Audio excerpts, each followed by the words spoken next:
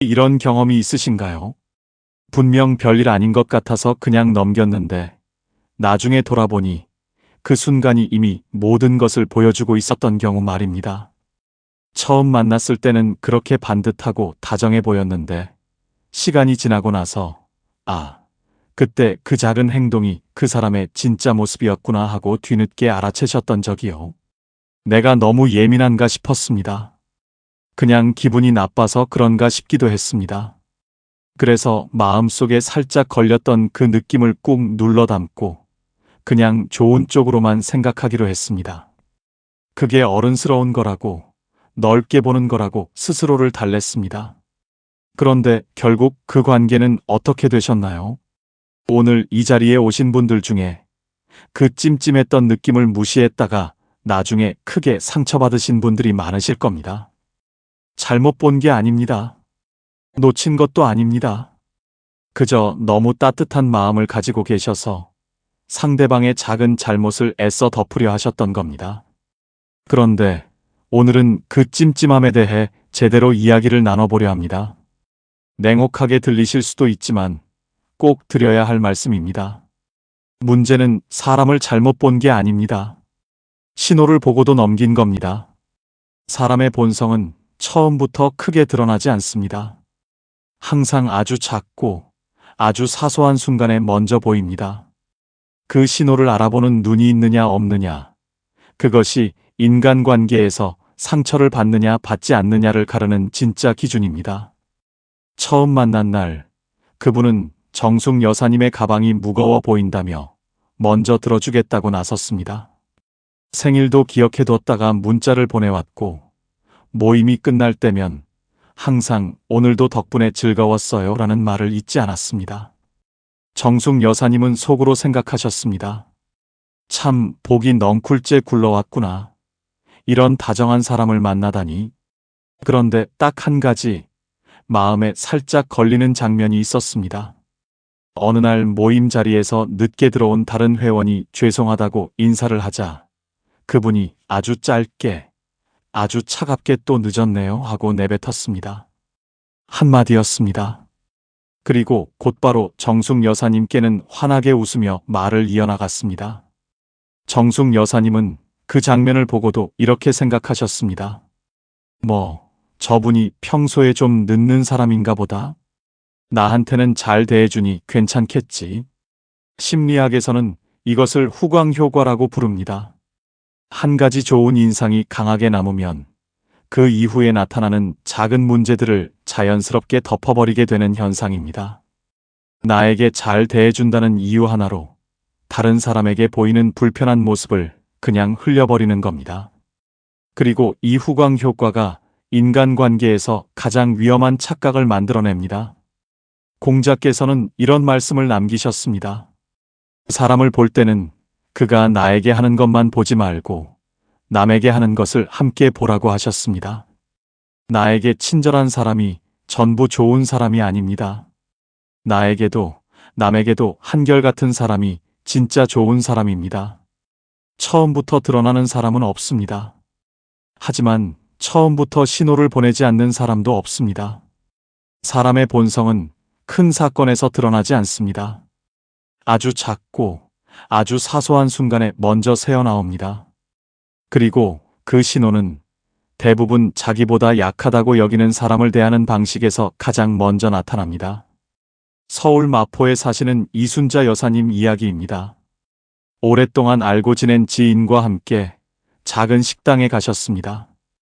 음식이 나오는데 시간이 조금 걸리자 그 지인은 아르바이트 직원을 불러 세워 목소리를 높였습니다. 여기 얼마나 더 기다려야 해요? 다른 테이블은 다 나왔잖아요. 직원은 연신 죄송하다고 고개를 숙였고 지인은 혀를 차며 다시 순자 여사님을 보며 웃었습니다. 아이고, 요즘 서비스가 왜 이래요? 그렇죠? 순자 여사님은 애매하게 웃으면서도 마음 한켠이 불편했습니다. 그런데 이내 이렇게 생각하셨습니다. 음식이 늦긴 했으니까. 나한테는 늘 살갑게 대해주는 사람이니까. 여러분도 이런 장면 주변에서 한 번쯤 보신 적이 있으신가요?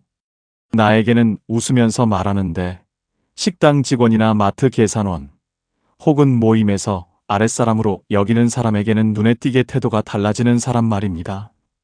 심리학에서는 이것을 인지부조화라고 부릅니다. 나에게 잘해주는 사람이라는 좋은 인식이 이미 자리를 잡았기 때문에 그 사람이 다른 사람에게 불편한 행동을 해도 뇌가 그것을 스스로 합리화해버립니다. 저 사람도 이유가 있겠지.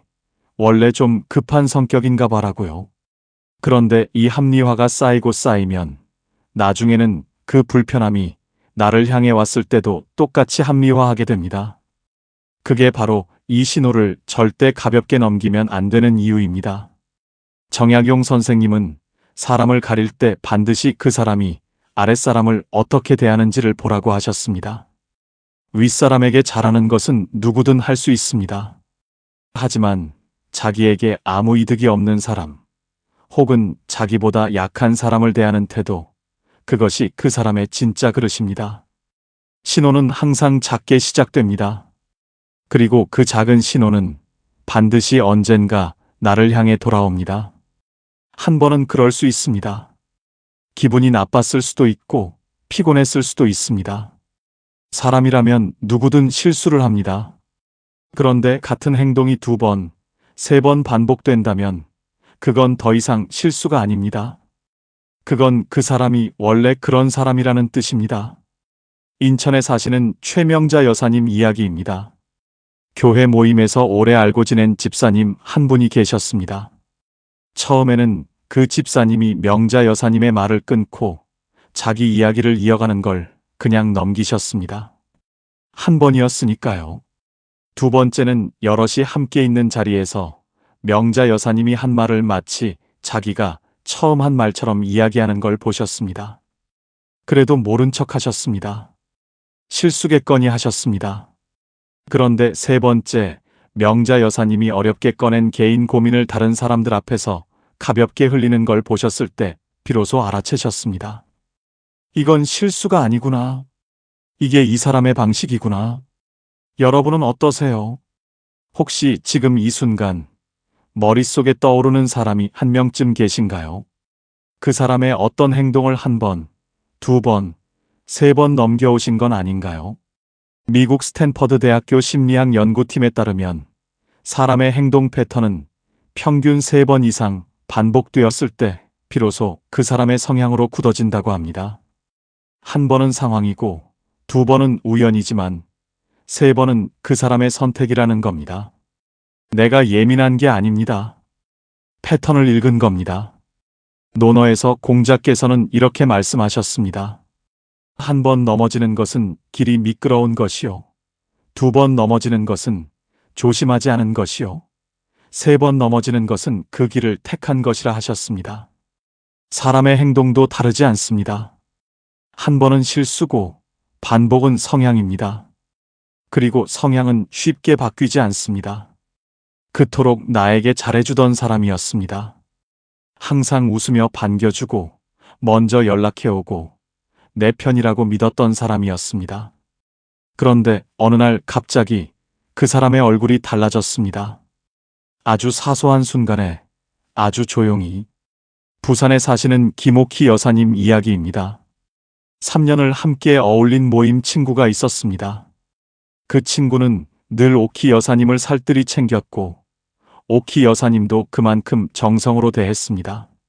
맛있는 것이 생기면 먼저 나눴고 그 친구가 힘들다 하면 한 걸음에 달려갔습니다. 그런데 어느 날 모임 자리에서 다른 회원이 오키 여사님의 자녀 이야기를 꺼내자 그 친구가 먼저 나서며 이렇게 말했습니다. 아이고, 그 집 자식들이 좀 그렇잖아요. 우리끼리니까 하는 말이지만. 좌중이 조용해졌습니다. 오키 여사님은 그 자리에서 아무 말도 하지 못하셨습니다. 얼굴이 화끈거렸습니다. 가슴이 쿵 내려앉았습니다. 집에 돌아오는 길에 오키 여사님은 지난 3년이 한꺼번에 떠오르셨다고 합니다. 그 친구가 다른 사람 험담을 할 때 나는 그냥 웃으며 들었습니다. 식당 직원에게 나를 세울 때 나는 그럴만하다고 생각했습니다.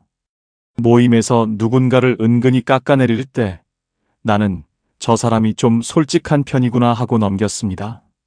그 순간 깨달으셨습니다. 나는 예외가 아니었다는 걸. 그저 아직 내 차례가 오지 않았을 뿐이었다는 걸. 심리학에서는 이를 표적 교체라고 부릅니다. 늘 누군가를 향해 있던 날 선 태도는 관계의 무게가 달라지거나 이해관계가 틀어지는 순간 자연스럽게 방향을 바꿉니다. 그 사람이 변한 게 아닙니다. 원래 그 사람이었는데 이제 그 방향이 나를 향하게 된 겁니다. 맹자께서는 이렇게 말씀하셨습니다. 남에게 함부로 하는 사람은 반드시 언젠가 나에게도 함부로 한다. 인의 마음이 없는 사람은 대상을 가리지 않는다고 하셨습니다. 그 사람이 다른 사람에게 하던 방식, 그것이 언제나 나를 향한 예고편이었습니다. 우리는 그걸 보고도 나는 다를 거라고 믿었던 겁니다. 상처를 받고 나면 이상하게도 과거가 선명해집니다. 흐릿하게 지나쳤던 장면들이 하나씩 다시 떠오르고 그때는 몰랐던 것들이 이제는 너무나 또렷하게 보입니다. 그리고 그 순간 마음속에서 이런 말이 올라옵니다. 아, 그때 이미 다 보여주고 있었던 거구나. 오키 여사님은 그날 밤 오래 잠을 못 이루셨다고 합니다. 눈을 감으면 장면들이 하나씩 떠올랐습니다. 처음 만났던 날, 그 친구가 전 모임 사람들 험담을 얼마나 자연스럽게 했는지, 밥자리에서 항상 자기 이야기만 가득했던 것, 오키 여사님이 힘든 일을 털어놓으면 잠깐 듣는 척하다가 금세 자기 이야기로 넘어가던 것, 그때마다 오키 여사님은 그냥 그런 사람이려니 했습니다. 나한테는 잘해주니까, 우리 사이는 다르니까. 그런데 이제 보니 달랐던 게 아니었습니다. 그 친구의 방식이 일관되게 그래왔던 겁니다. 처음부터 끝까지 그 사람은 자기에게 필요한 사람에게만 친절했고 필요가 줄어드는 순간 태도가 바뀌었습니다. 퍼즐은 처음부터 맞춰져 있었습니다. 다만 오키 여사님이 보고 싶은 조각만 골라보셨던 겁니다. 심리학에서는 이것을 확증 편향이라고 부릅니다. 그 사람은 자신이 믿고 싶은 것을 뒷받침하는 정보만 선택적으로 받아들이고 그와 다른 신호는 무의식 중에 걸러냅니다. 좋은 사람이라고 믿기로 했으니 좋은 장면만 모아서 기억하는 겁니다. 그리고 그 믿음이 깨지는 순간 그동안 걸러냈던 모든 장면이 한꺼번에 쏟아지는 겁니다. 정약용 선생님은 유배 시절 아들에게 보낸 편지에서 이렇게 쓰셨습니다. 사람을 볼 때 그 말만 듣지 말고 그 행동의 결을 오래 살펴보라고 하셨습니다. 말은 꾸밀 수 있어도 결은 꾸밀 수 없다고 하셨습니다. 그 사람의 결은 처음부터 거기 있었습니다. 이제 보이기 시작했다면 그것으로 충분합니다. 왜 유독 착한 사람들이 더 많이 상처받을까요? 왜 먼저 베풀고 먼저 배려하고 먼저 참는 사람들이 오히려 더 크게 이용당하고 더 깊이 배신당하는 걸까요? 그건 그 사람이 어리석어서가 아닙니다. 그 사람이 너무 따뜻했기 때문입니다.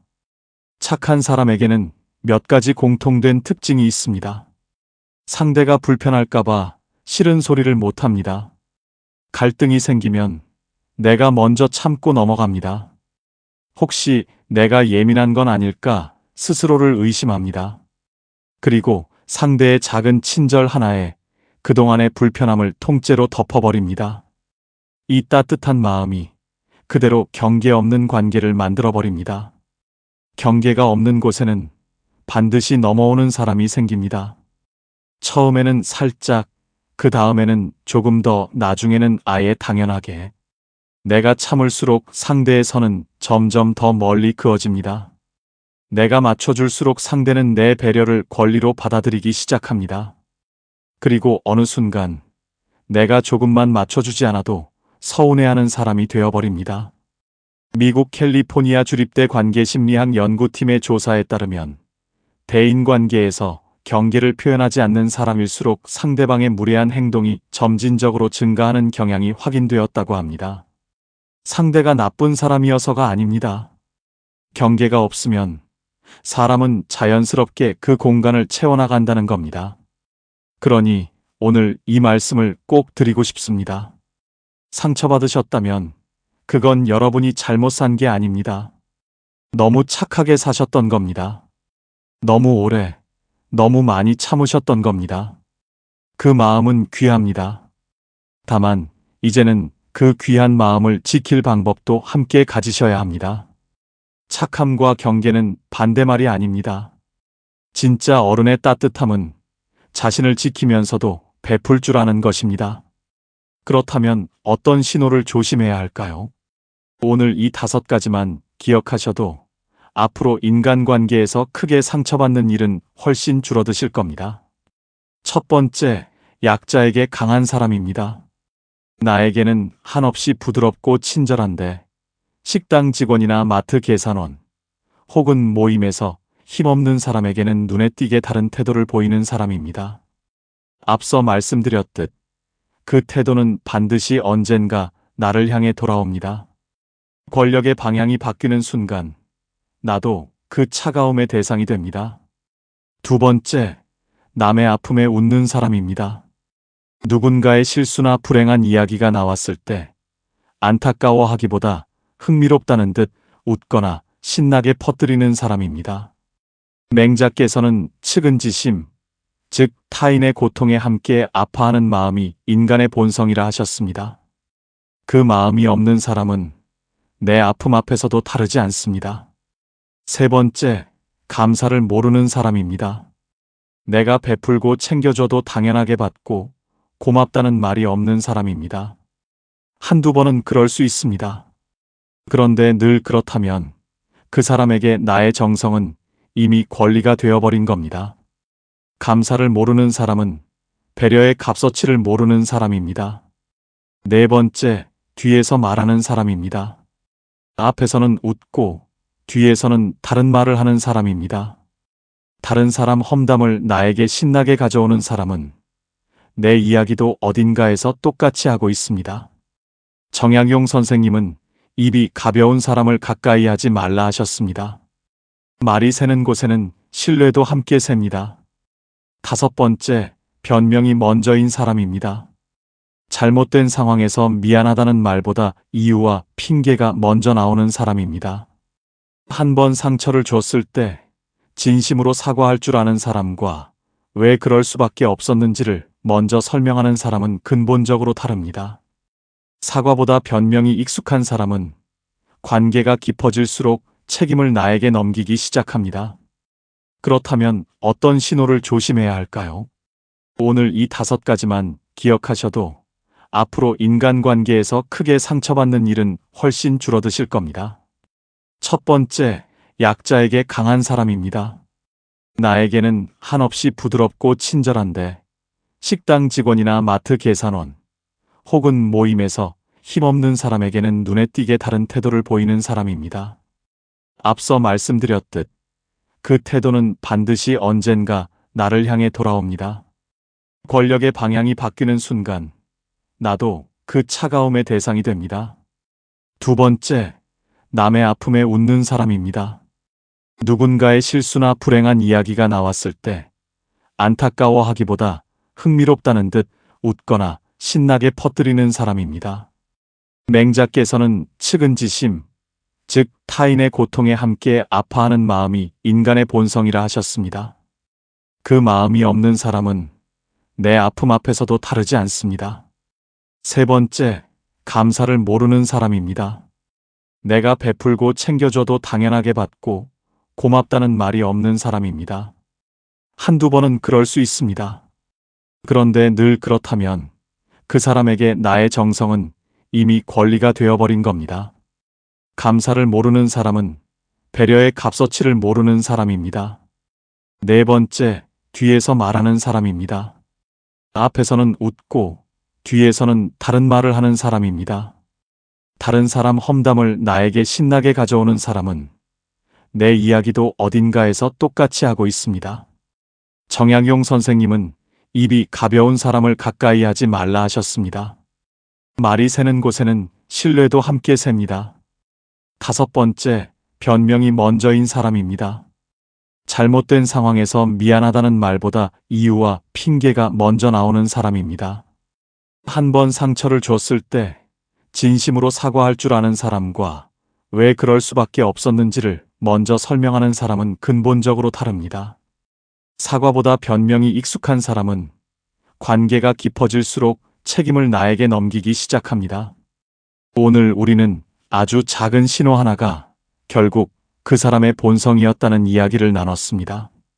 처음엔 별일 아닌 것 같아서 넘겼는데 돌아보니 그 순간이 이미 모든 것을 보여주고 있었다는 것을.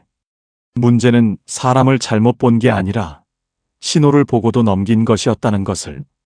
그동안 많이 참으셨습니다. 내가 예민한가 싶어서 꾹 눌러 담으셨고, 좋은 쪽으로만 생각하려 애쓰셨고, 혹시 내가 잘못된 건 아닐까 스스로를 의심하셨습니다. 그런데 오늘 이것만은 꼭 기억해 주십시오. 여러분이 예민한 게 아닙니다. 그동안 너무 참으셨던 겁니다. 너무 착하게, 너무 오래. 정약용 선생님은 이런 말씀을 남기셨습니다. 스스로를 귀하게 여기지 않으면 남도 나를 귀하게 여기지 않는다고 하셨습니다. 여러분이 자신을 먼저 귀하게 대접하실 때 주변의 태도도 비로소 달라지기 시작합니다. 이제는 신호를 보았을 때 흘려보내지 마십시오. 그 찜찜한 느낌이 바로 여러분의 마음이 보내는 신호입니다. 여러분은 그 자체로 충분히 귀하고 소중한 분들입니다. 남의 눈치를 보느라, 관계가 깨질까봐 두려워하느라 정작 자신을 지키지 못하셨던 그 세월이 얼마나 무거우셨을지 제가 먼저 알아드리고 싶습니다. 이제는 자신을 지키는 것이 이기적인 게 아니라 진짜 어른다운 품격이라는 것을 기억해 주십시오. 오늘 이야기가 여러분의 마음을 지키는 작은 방패가 되었기를 소망합니다. 도움이 되셨다면 구독과 좋아요로 따뜻한 마음을 나누어 주세요. 다음에도 더 깊은 지혜로 찾아뵙겠습니다. 감사합니다.